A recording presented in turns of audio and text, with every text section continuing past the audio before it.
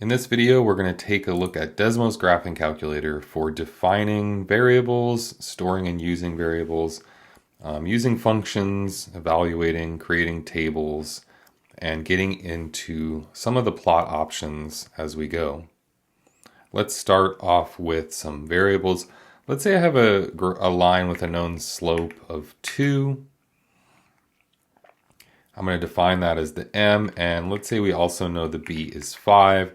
Then I can use y equals mx plus b to call on those variables and draw the graph. This also brings up sliders here. These sliders can be adjusted, and you can then see how the graph is moved as a result. So these are kind of nice ways to visualize how some things are affected. And there's some options with that. You can animate that in different ways and with different speeds. So in the past, I've had students create a point that's animated and moving along a line, for example. Now, another thing we can do is define functions. So I can create a function with an input, and now I can call upon that input to, for example, graph maybe a quadratic function, and then get some information like the intercepts or the vertex there at the bottom. All of that can be really useful. And again, if you wanted to maybe generalize this, you can switch these to variables and create sliders for those as well. And again, visualize how the different things have an effect. Now, I think this is really helpful to compare, for example, like a parent function y equals x squared to there. I did have a standard form, but I could do, in this case, a vertex form where I have a coefficient in front, x minus h to show a horizontal shift, and plus k to show a vertical shift. They're visualizing what each of these do, looking at my shifts there and flipping that over. I could also introduce an additional variable for that input to look at horizontal stretches, for example.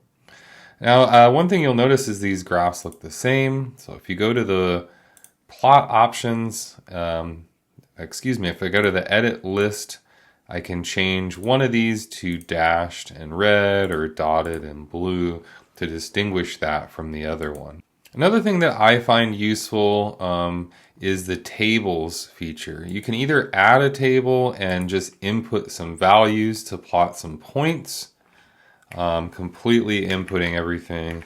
You can see those points there. Although I can call on these variables x1 and y1 and create a little expression with those as well, like 3x1 plus y1, and it will give me an output, and it will even plot it with x1, but it's really rare that I use that. In fact, the thing that I use a lot more often is in this edit list button, you can create a table that is just filled in with x and g of x instead, or f of x. Here I could do the same thing. Those are very helpful. If you just delete all these x's out and pick a starting point like -10, for example, and now pick a pattern, like if I want to go by fives, -5, 0, 5, 10, and you just hit enter and it will continue through that pattern. I use this a lot. It will plot the points for you. And if you want to create, put either of these in the center point, they do have that little zoom fit button that will kind of center one or the other and make that sort of your main focus. I find all of those really helpful. You can toggle these on or off, and there's even a button for regression that we might use later. I actually hit that on accident, but that will create a line of best fit through points.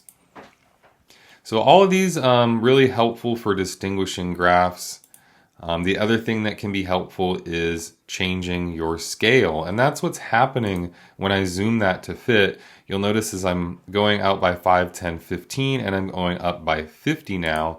And if that's too much, I can always adjust these individually.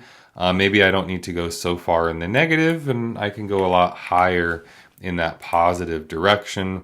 That will help you showcase it. And you can also drag that around.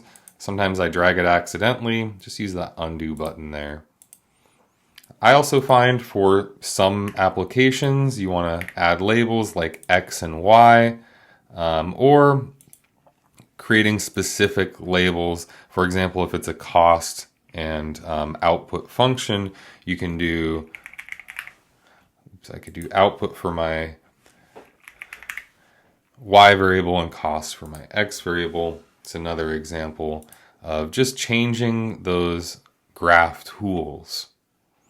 Every once in a while, I will simplify up these axes. For example, with a normal probability distribution, I've even just removed everything except the x-axis for that plot.